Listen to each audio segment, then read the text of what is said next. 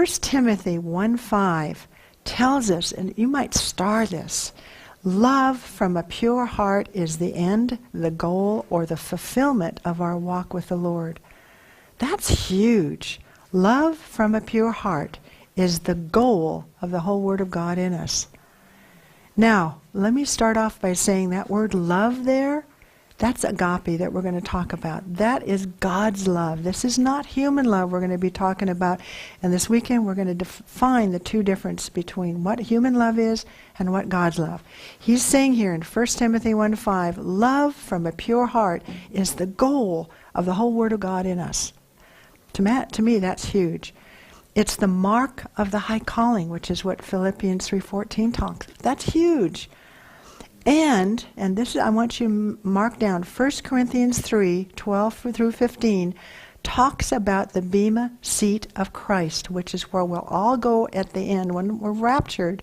First thing that happens to us up in heaven is we go to be at that bema seat of Christ. What God looks for then is agape in our lives here.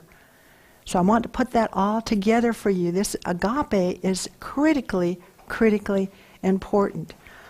Therefore, I think love is the most important issue of our lives. First, to understand what it is. Next, to know how to live it. So you can't just mouth it. And then you want to know how to pass it on. So that's what I'm hoping this weekend will be. What it is, how we live it, and how we pass it on. Therefore, love, this agape, is not just a woman's issue.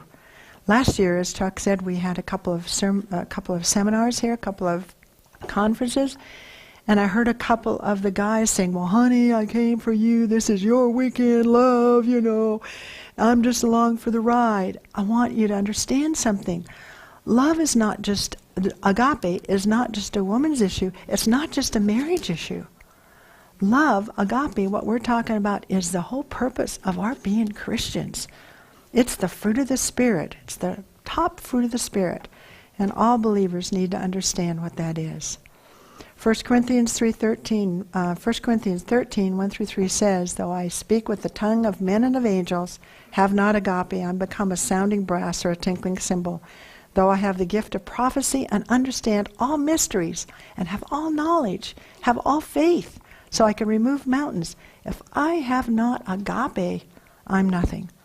Though I bestow my goods to feed the poor, and though I give my body to be burned, if I not have agape, it profits me nothing. So I really believe that this is a message for every single one of us.